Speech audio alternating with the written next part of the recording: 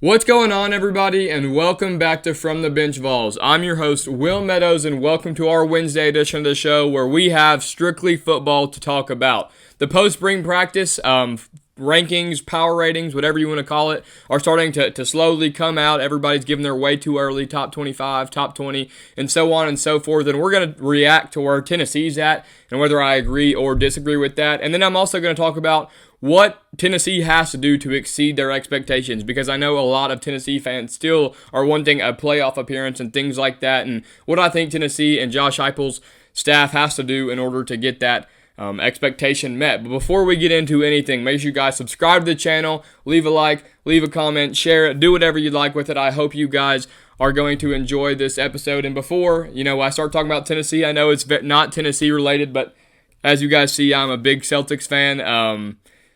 It sucked to see 2 nights ago what happened with Jason Tatum and his injury. At the time that's recording, he just had his Achilles surgery, so that was just announced by ESPN. So just want to say prayers out to him and pray for a speedy recovery for Jason Tatum and for the Boston Celtics. Again, not Tennessee related at all, but a big sports guy, big Celtics fan, so wanted to go ahead and put that out there. So let's get right into our topic of the day. Tennessee is ranked too high, too low. We're gonna find that out. I'm gonna go ahead and kind of spoil it. A lot of you guys are going to think it's too low in these power rankings post spring practice. So we've got 1, 2, 3, 4, 5 power rankings right here, and we're gonna kind of talk about where the Vols are in those power rankings. So first, we talk about them sometimes on this show. I reference them. A great show. Watch it all the time. Josh Pate dropped his power rankings, just the top 20. And the Vols were nowhere to be found. Some notable SEC teams that were found on that list was the Texas Longhorns at number 2. Pretty justifiable in my opinion. He's got Alabama at 4, LSU at 5, Florida at 9, Oklahoma at 10, Georgia at 11, Texas A&M at 14, Ole Miss at 16, and South Carolina at 18. So, just right there off the bat, Tennessee's got the 4th-ranked Bama, the 5th-ranked LSU, the 9th-ranked Florida, the 10th-ranked Oklahoma, the 11th-ranked Georgia. So there's 5 teams in the top 11 right there that Tennessee's got to face this year, and obviously that's not their only hard games, but, just goes to show you how loaded the SEC. This dude ranked the top 20, and 9 of them are within the SEC. Just unreal, just like it was last year. It's like that in football, basketball, baseball, you name it. The SEC is just the powerhouse of college athletics right now. So that's Josh Pate's ranking. And then 24/7 gave their top 25, not top 20 like Josh Pate. And once again, Tennessee was nowhere to be found. A little underwhelming. Some teams that I definitely think were better than were on there, like teams like Kansas State and Miami, coming off of losing Cam Ward. And then ESPN dropped their top 25, and third time's a charm. Tennessee is unranked. So, maybe the national media is really underrating the Vols. I know a lot of people, for fans expecting and really wanting a college football playoff berth, not being ranked in the top 25 on a lot of major platforms is definitely a question mark. And then, save the best 2 for last. On threes, Ari Wazerman had Tennessee as the 24th ranked team in the country. And then CBS Sports, clap it up for CBS Sports, big fans of you over here, I guess, had Tennessee at number 20. So it's I know a lot of Tennessee fans are going to be like, what in the world? Like, why are we not ranked? We just went to the college football playoff last year, we've got this person, that person. We're going to reload in the defensive line, and Joey Aguilar is going to be good. Just kind of a reality check. Do I think Joey Aguilar is going to be good? Yes, I do. I'm not one of those Tennessee fans who's going to go out there and tell you Joey Aguilar is going to be a Heisman and that he's better than Nico Iamaleava, because he's not. For reference, do rankings make everything? No. Nico Iamaleava was the number 1 ranked player in the transfer portal and the number 1 ranked quarterback in the transfer portal. And this is something that, have we really talked about it? No, just because of the circumstances that were at hand, trying to find a quarterback late with Joey Aguilar. Joey Aguilar is the 81st ranked quarterback in the transfer portal and the 981st ranked player in the transfer portal. Just kind of No one has seemed to talk about that. Again, I think Joey Aguilar will be good. I'm not coming on here and just trashing Tennessee and saying they're done. Joey Aguilar's not going to be any good. I believe in Joey Aguilar. But it just goes to show that it's a little justifiable for the major websites and major platforms to not have us ranked very high. When we had a guy that most people find to be the best player in the transfer portal as our quarterback last year, and now we have the 981st ranked player in the transfer portal and the 81st ranked quarterback. I just want to go out there and say that and kind of use that as like a, hold on now, maybe this is justifiable. I do think Joey Aguilar is going to be good. I personally think he will be the starter. I think Joey Aguilar is going to fit well in this system. Does he have turnover problems, double-digit turnovers the last 2 years at App State? Yes, he does, but that's that gunslinger mentality. It's definitely going to change. He's going to have to adjust from playing in the Sun Belt Conference to the SEC. There's no doubt about it, but what does Josh Heupel's offense really specialize in? Is it the deep ball? Is it the screen game? Is it the run game? Everybody has their own opinion on that, but one thing you can say is that Tennessee's quarterbacks protect the football under Josh Heupel.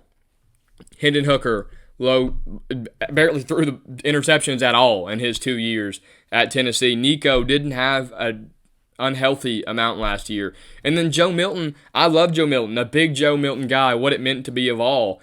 You watch Joe Milton, and I know I'm not the only one, questioned his IQ of the game.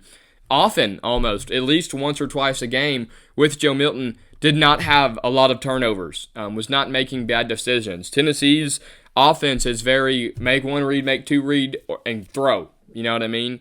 It's not like he's going to be in the position to just, read all over the field and try and sling one in. Is he going to sling it in? Yes, I think that's his play style. Josh Heupel can hold the ropes back as much as he wants, kind of like he did with Nico last year, but I think Joey Aguilar, that's his brand of football, man. I think he's going to continue to try and make the big throw, and I personally, if he can connect on deep balls, I think this offense is going to become a lot better than it was last year.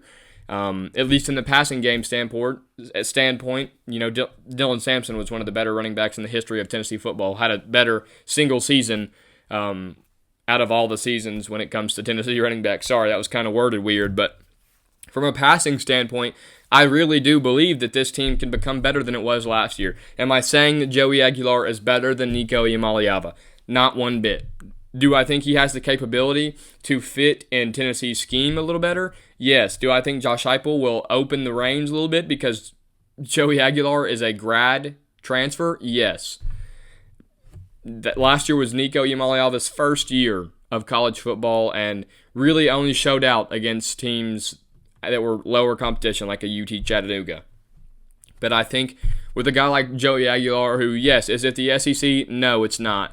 But it's a lot of college football snaps and a lot of college football experience, and I think that Joey Aguilar is going to fit right in with our offense, and I think that the quarterback could end up being better when it comes to the deep ball. We know how many touchdowns were not there, lack thereof of touchdowns last year in that passing game, just overthrows and couldn't connect on deep balls. And then the receivers, my opinion, is the receiver room a little thinner? Yes, it's not as deep as it was last year, but I think it's better. Is that me being optimistic and a big fan of Mike Matthews? Maybe. But I think that last year was as bad as it can get when it comes to getting separation off of a defensive back. We saw how much Squirrel White struggled. We saw how much even Chris Brazell struggled. Obviously, he's back. Going to have to see some progression out of him. Outside of the Alabama game, did not do much. Was a stud at Tulane years ago. So would love to see some progression out of him. But Brew McCoy, fan favorite, love Brew McCoy. We talked about him a lot on the last episode. Just struggled to get open. All these guys struggled to get open. And then you had another year of Miles Kisselman, who may not be ready to start the year just because of his injury, but Miles Kitselman is one of the better tight ends in the country, in my opinion, and in most people's opinion. I think he's a top 10 tight end in the country. So, yes, I do think that, yes, so I say all that to say, is it a little bit justifiable? Yes, but I do think that it's a little underrating the Vols. So, like I said, this fan base is it a little I hate saying this, but is it a little too much, in my opinion, to want a college football berth? In my opinion, yes. I hate saying that. I hope that they do make it. I hope they're the best team in the country. But realistically, going to the Swamp at the end of the year, going to Alabama, having Georgia the third game of the year, and then Oklahoma is just getting better and better. Jaden Ott was the best running back in the portal. John Mateer, you can make a case, was one of the best quarterbacks in the portal. Just a lot, that they added, and a lot of good teams that Tennessee's going to end up facing this year. So, me personally, do I think they're going to make the college football playoffs? No. I'm going to have a different episode down the line of, a schedule prediction. But I do think these quote-unquote rankings are justifiable. If I were to rank, I'd have Tennessee around that 20 to 25 range. But I think that this team's going to be all right. I think that they're going to be a very competitive team. I think they're going to be good enough to beat anybody in the country. But I think 20 to 24 is about right. Who knows? We were ranked in two of those, and Josh Pate only ranked the top 25 or top 20. So we could have slid in there right there at 20 to 25. So who knows? But to exceed these expectations or meet these expectations of a college football playoff, when a lot of the country doesn't think that you are that caliber of a team, some things that I think that Josh Heupel and his staff and this football team need to exceed in order to meet those expectations. I got 4 main things, and we're going to go from least important to most important. Number 4, play calling. Again, I know that may not, that's all going to come with how well Joey Aguilar does in his time between now and the season. Joey Aguilar is officially on campus as of 2 days ago, and is now going to start learning this offense. He is in Knoxville. But that play calling is only going to open up more, like we all wish we had, like it was with Hendon Hooker, where we were just throwing deep ball after deep ball after deep ball. That's what everybody wants. Instead of just, the running's fun, and Dylan Sampson was one of the best running backs in the country last year, but everybody wants to see the big play, the big deep ball. That's what everybody wants to see. I can hear it in the stadium every home game. They're like, throw the deep ball.